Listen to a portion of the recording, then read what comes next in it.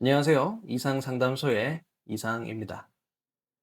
오늘도 사연을 가지고 같이 이야기해 보도록 할게요. 사연부터 읽어보겠습니다. 안녕하세요. 저는 20대 후반 여성입니다. 저는 지금 남자친구와 1년 정도 만나고 있습니다. 문제는 제가 남자친구의 전 여자친구를 알고 있다는 점입니다. 같은 학교 출신이라서 얼굴도 알고 어떤 사람인지도 대충 알고 있습니다. 그런데 그 사람이 저보다 더 예쁘고 더 잘나 보인다는 생각이 자꾸 듭니다. 남자친구는 지금 저를 선택했고 저랑 잘 만나고 있는데도 가끔 이런 생각이 듭니다. 이 사람이 나를 선택한 게 맞는 걸까? 혹시 실수한 건 아닐까? 남자친구가 저한테 잘해줄 때도 마음이 편해지기보다는 왜 나한테 잘해주지? 이게 오래 갈까? 이런 생각이 먼저 듭니다. 그리고 가끔은 남자친구가 전 여자친구를 더 좋아했던 건 아닐까 그런 상상도 하게 됩니다. 이런 생각을 할수록 제가 더 작아지는 느낌이 들고 남자친구 앞에서도 괜히 위축되는 것 같습니다. 머리로는 이미 끝난 관계라는 걸 알고 있는데 감정이 따라주지 않습니다. 저는 왜 이렇게 비교를 하게 되는 걸까요? 그리고 이런 불안은 어떻게 해야 괜찮아질 수 있을까요? 남자친구에 대해서 1년 정도 만났는데도 남자친구가 나를 선택한 것이 맞는 걸까에 대해서 불안해하고 있는 20대 후반의 여성분. 사실 이 비교는 참 합리적으로 봤을 때는 의미 없는 비교긴 하거든요.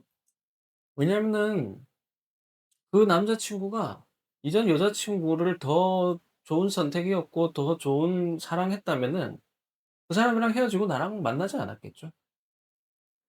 그래서 사실은 어쨌든 그 전 남자친구는 뭐 이렇게 말하면 좀 뭔가 물건 고르듯이 그런 느낌이 들 수도 있겠지만 두 사람을 비교를 직접적으로 하진 않았겠지만 어쨌든 한 사람을 만나고 떠나보내고 그 경험을 토대로 내가 더 좋은 사람을 고르기 위해서 이렇게 사람을 찾다가 이 사람을 만나게 되고 이 사람을 사랑하게 되고 다시 이 사람과 연애를 시작하게 됐겠죠. 근데 음. 헤어지고 나서 너무 외로워서 그냥 만난 걸 수도 있잖아요. 가능성 있죠. 근데 나를 어 꼭 어. 100% 사랑해서 만났다는 확신이 없으니까 음. 불안한 거 아니에요? 아. 근데 1 년이나 만났다잖아요. 그런 관계가 그냥 외로워서 아무나 만나는 관계가 1 년이나 가기는 쉽지 않긴 하죠. 그냥 편해서 만난 거면 어떡해요? 편해서 만나면 안 되는 건가요? 음. 이게 막 음. 설렘이나 막 이런 게 없는데 그냥 옆에 있으면 옆에 있는 대로 편해서 만나는 거면 음. 사랑이 아닌 것 같아서요. 아 그래요? 갈색 모자님? 음. 갈색 모자님이 생각하기에는 '사랑은 설렘과 이런 어떤 풋풋함과 이런 것이 있어야 사랑이다.'라고 좀 느끼는 편인가 보네요. 아 그건 아닌데 시작은 음. 그럴 수 있다고 생각하고 음. 그 뒤에는 그래도 정이랑 사랑이랑 뭔가 차이가 있지 않아요? 사랑은 좀 음. 더 주고 싶고 더 잘해 주고 싶고 행복했으면 좋겠는 마음? 아 근데 이런 게 지금 좀 더 있어야 되는 거 아니에요? 사랑이 뭔지 정의하기는 좀 어려운데 그냥 커플들 보면 정이나 그냥 별 생각 없이 만나는 사람들도 많은 것 같아서요. 이 남자친구도 그런 게 아닐까. 그럴 수 있죠. 사실 뭐 남자친구에 대한 정보는 거의 없기는 해요. 거의 없긴 한데 어 그게 만약에 초점이 되려고 하면은 남자친구가 나한테 그렇게 별 생각 없이 만나면서 나를 함부로 대하는 어떤 근거들이 있다면은 그렇게 판단할 수 있을 것 같아요. 남자친구가 뭐 나랑만 만나면은 뭐 그냥 계속 핸드폰만 하고 있다든지 또 나하고 뭔가 이런 친밀한 교류의 시간들을 별로 갖고 싶지 않아 한다든지 맨날 만났는데 그냥 친구들이랑 다 같이 왁자지껄하게만 만나는 것만 선호한다든지 뭐 이런 경우는 그냥 나 혼자 있기 헛헛하고 외로우니까 그냥 좀 얘랑 있으면 그냥 내가 편안하니까 그리고 좀 더 외롭기도 덜 외로우니까 옆에 약간 꺼다 놓은 보리자루처럼 좀 갖다 놓는 느낌으로 하는 사람들도 있을 수 있죠. 음. 그럼 원래가 그냥 다정한 사람이면요? 원래가 다정한 사람? 나한테도 잘해 주고 있기는 음. 한데 음음. 제가 전 여자친구의 모습을 알고는 있지만 음. 실제로는 어떻게 연애했는지를 모르잖아요. 아 본인 사연이에요? 아니요, 아니요. 제가 그러니까 이입해서 이입해서 말하고 이입해서 말 있어요. 네. 그럼 어. 이제 전 여자친구한테는 더 다정하고 어. 더 이제 우리가 드라마나 막 영화에서 보이는 그런 사랑의 형태를 더 많이 보였을까 봐 걱정되는 것 같아요, 이 사연자분은. 음흠. 그런 거면 어떡하냐는 거죠. 음. 그럴 수 있죠. 무슨 상관이 있어요 그게. 그러니까 전 여자친구의 사랑은 엄청나게 불타오르는 사랑을 했을 수 있고 나랑의 사랑은 이 석탄처럼 그냥 뭉근하게 이렇게 피어오르는 사랑을 했을 수도 있고 사랑의 색깔은 다를 수 있겠죠. 정말 진짜 전 여자친구랑 왜 그 라라랜드처럼 결국 두 커플은 안 되잖아요. 그런데 그들의 사랑은 굉장히 뜨거웠고 굉장히 열정적이었잖아요. 음. 하지만 그럼에도 불구하고 또 새로운 정말 자기하고 잘 맞는 사람을 만나서 뭐 남자는 경우는 잘 모르겠지만 여자의 경우는 그 사람과 안정적인 관계를 토대로 잘 살아가고 있는 것처럼 결말에선 보이더라고요. 그래서 어떤 내가 과거의 연인과 이 사람보다 훨씬 더 열정적이고 격정적이고 드라마틱한 연애를 했다고 해서 그 사랑이 더 깊고 그 사랑이 더 진솔하고 의미 있는 사랑이다라고만 얘기할 수는 없어요.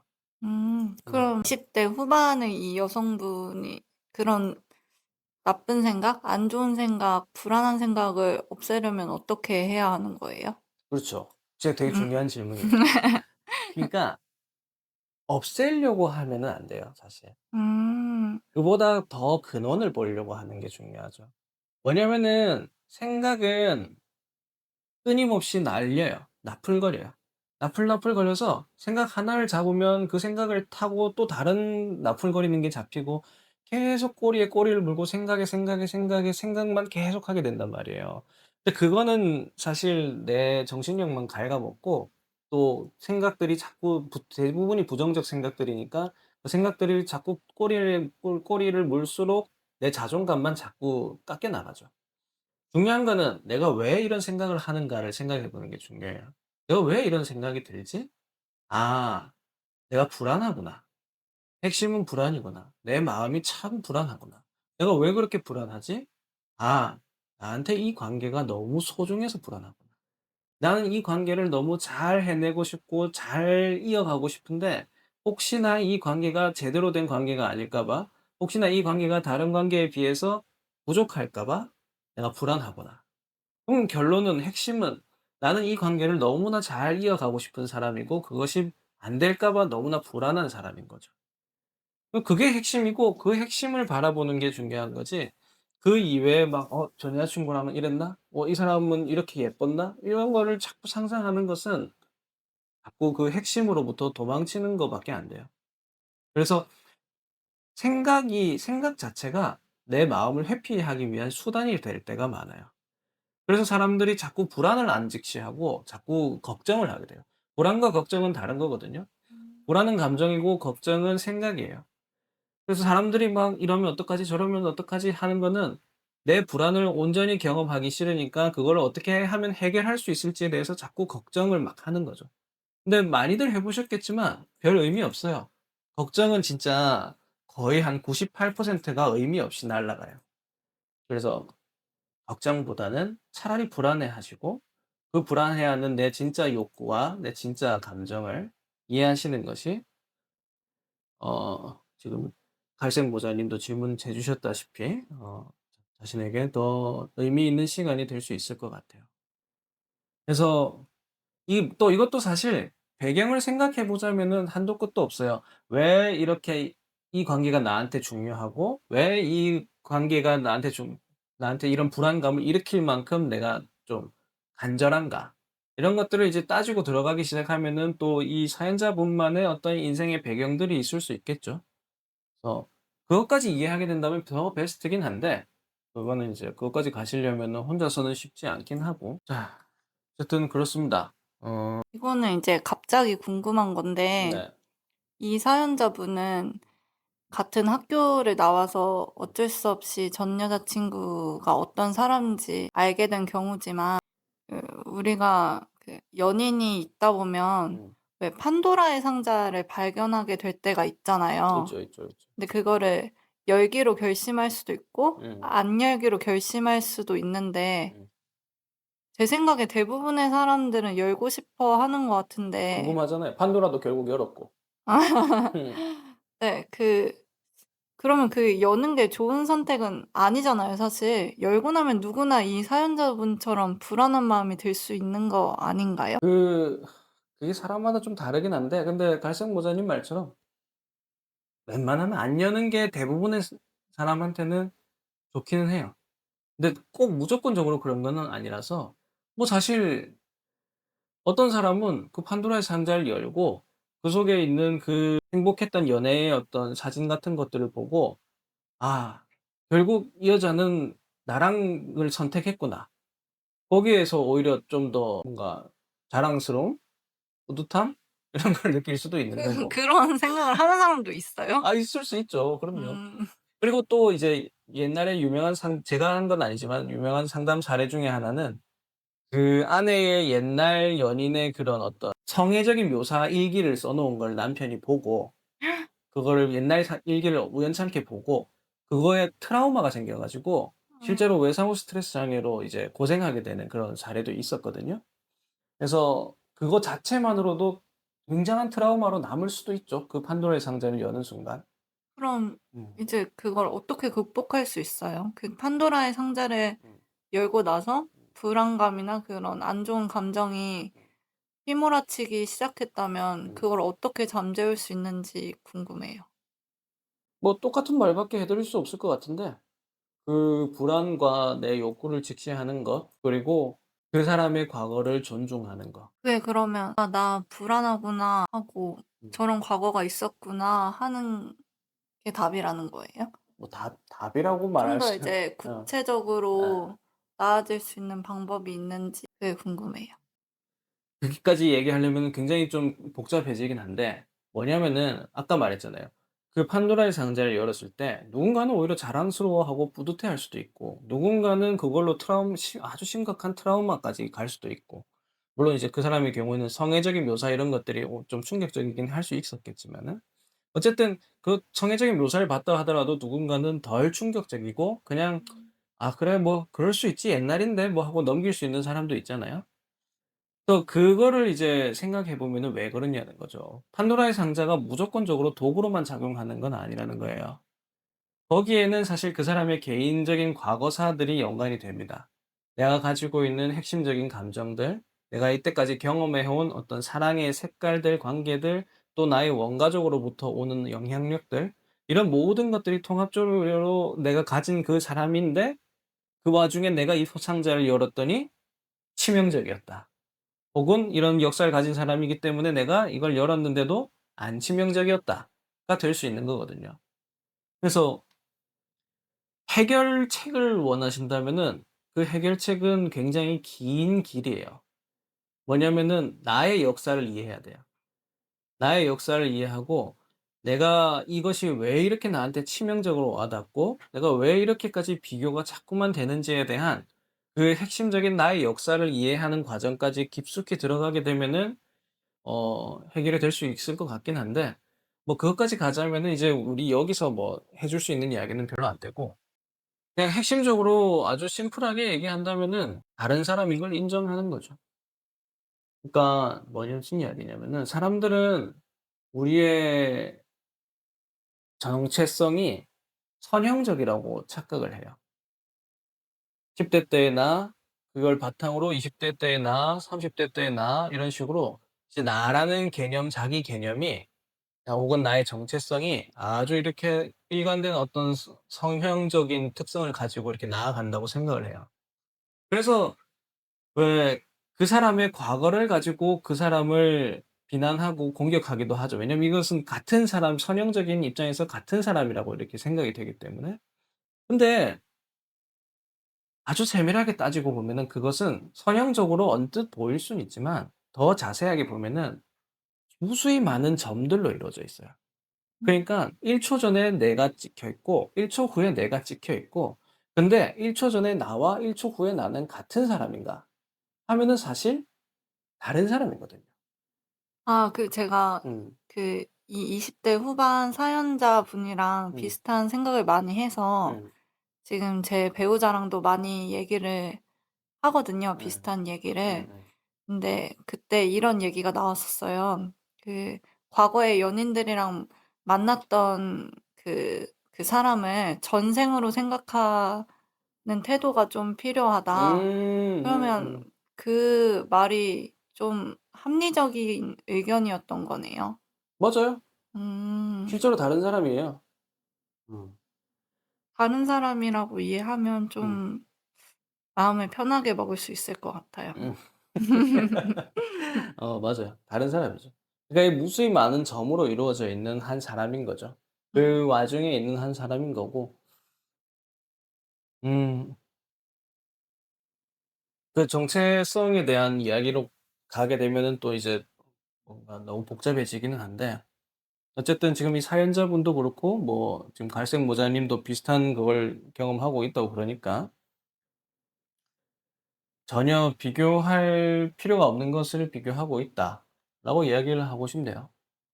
비교할 필요가 없는 것이고 또한 그 비교를 할 시간에 비교를 하고 걱정을 할 시간에 자신의 불안을 먼저 좀 되짚어 봐라라고 말하고 싶습니다. 아 그리고 궁금한 게 이게 결국엔 자존감이 낮아서 벌어지는 일인가요? 저는 사실 개인적으로 자존감이란 단어를 그렇게 선호해서 쓰는 편은 아니긴 한데 특히 요즘 요 근래 요즘에 좀 약간 시들해지긴 했는데 요 근래에 자존감이란 단어가 무슨 되게 마법의 모든 심리적 건강을 책임지는 단어처럼 이렇게 좀 되는 게 좀 별로 못마땅하긴 한데 자존감이 낮은 사람들이 이런 경향성을 보일 가능성은 높죠. 자존감이 낮으니까 '내가 충분하지 않을 것이라는 생각이 많이 항상 있을 수밖에 없고 그렇게 된다면은 사실 전 여자친구의 문제만은 아닐 수 있어요. 저는 전 여자친구를 알고 혹은 뭐 전 여자친구가 있고 없고 이 사람이 모태솔로라고 하더라도 그냥 나는 항상 이 사람에게 나는 왜냐하면 내 자신이 그렇게 평가 내리니까. 나는 쓸모없거나 나는 굉장히 별로 안 좋은 사람이라는 평가를 내리고 있으니까 결국 이 사람한테도 나는 별로 쓸모없는 사람, 안 좋은 사람, 의미 없는 사람일 거야. 라고 이미 자기가 정해 놓고 있는 거잖아요. 정해 놓고 있으면 아무래도 답정너라는 거네요. 그럴 수 있죠. 음. 그렇습니다. 저는 이 사연 듣고 사실 자존감만 높이면 다 해결되는 문제인 줄 알았거든요. 근데 어쨌든 그 나랑 지금 만나고 있는 남자친구와 전 여자친구를 만나던 남자친구가 좀 다른 사람임을 인식하는 게 더 우선인 것 같다는 생각도 들어요. 맞아요. 그리고 앞에 것도 맞는 말이긴 해요. 자존감이 높아지면은 당연히 이런 거에 대해서 크게 연연하지 않을 거예요. 근데 음. 그거 어떻게 높이냐고요. 그게 더 네. 힘들어요. 사실 자존감 높이는 거 뭐 쉽게 얘기하지만은 그거 진짜 뿌리부터 들어가야 되는 문제예요, 자존감이라는 거는 사실. 그냥 뭐 진짜 막 싫어하는 것 중에 하나가 뭐 거울 보고 막 좋은 말 칭찬해 주기. 그러면 자존감이 높아진다. 저는 그런 거 진짜 믿지 않습니다. 음. 싫어하고 언발의 오줌 누기라고 생각해요. 그냥 회피적인 거고 또 뭐 웃으니까 행복해진다 그런 것도 사실 싫어요. 그 약간 그 회피적인 다 그런 부분이라고 음. 생각을 해서 어 또 뭐 사연자분도 자존감을 높인다면은 물론 좋겠지만 어떻게 높이느냐의 문제는 그냥 거울 보고 좋은 말 해 주는 정도로 쉽게 해결책이 나는 문제는 아니라는 거죠. 자존감이라는 건 정말 나의 아주 오래된 그 역사들이 토대가 되어서 나를 평가 내리는 거기 때문에 그 역사를 뜯어 고칠 수 없으니 그때에 대한 해석을 달리하거나 아니면 그때의 정서적인 경험을 다시 교정적으로 변화되는 성장하는 경험을 하거나 그렇게 해야 되는데 어렵죠. 근데 다만 지금 이 사연자분이 남자친구가 있고 이 남자친구가 좋은 분이라고 만약에 판단이 되신다면은 이 남자친구를 통해서 자신의 어떤 자존감을 높이는 것을 한번 고민해 볼 수 있을 것 같아요. 타인을 통해서 자존감을 올려도 되는 거예요? 원래 타인을 자존감은 어 스스로 마음가짐을 달리해서 올려야 되는 건 줄 알았는데. 마음가짐 달리한다고 달라지지 않아요, 자존감은. 아. 그렇게 쉽게 달라질 거였으면은 금방금방 달라지죠. 근데 그것보다도 이제 타인을 통해서라기보다도 타인과의 좋은 관계 경험을 통해서 내가 성장되게 되면은 자존감이 높아지게 되거든요. 음. 그래서 이 남자친구가 좋은 사람이라면은 이 사람에게 나의 깊은 불안과 나의 이 깊은 욕구를 이야기해 보세요. 그래서 '아 내가 참 당신과의 관계가 이러이러한 이유 때문에 특히 나의 과거사와 연결지어지면 더 좋고요. 나의 나는 이런 가정에서 자라왔는데 이렇기 때문에 나는 당신과의 관계가 이렇게 소중하고 그래서 나는 자꾸 불안해져서 그런 것 같다. 그래서 이렇게 전 여자친구랑 비교도 하게 되고 그러는 것 같다.' 이렇게 진솔한 이야기를 해 보고 또 그런 이야기를 했을 때 "무슨 정신병 같은 소리야." 이런 말이 아니라 이제 "아 그래 너 참 듣고 보니 아 그렇구나. 그럼 네가 참 그런 마음들이 있었겠네." 이런 이제 공감받는 말도 좀 듣고 또 혹은 뭐 이해받는 어떤 이런 분위기에서 같이 대화가 되어진다면은 또 그것만으로 좋은 관계 경험이 쌓이게 되는 거거든요. 음. 좋은 관계 경험이 그렇게 하나 둘 쌓이게 되면은 자연스럽게 그 좋은 관계 경험 속에 있는 좋은 나도 나의 내면화가 되게 되고 그에 따라서 나의 자존감도 점점점점 높아지게 되는 경험. 그러면서 더 이상 굳이 전 여친과 비교하게 되지 않는 그런 경험들을 할 수도 있을 것 같아요. 좋습니다. 그래서 오늘 비교와 불안감에 있는 사연자분에 대해서 이야기해 보았고 앞으로 또 다음 사연으로 또 이야기해 보도록 하겠습니다. 이상 상담소의 이상이었습니다. 감사합니다.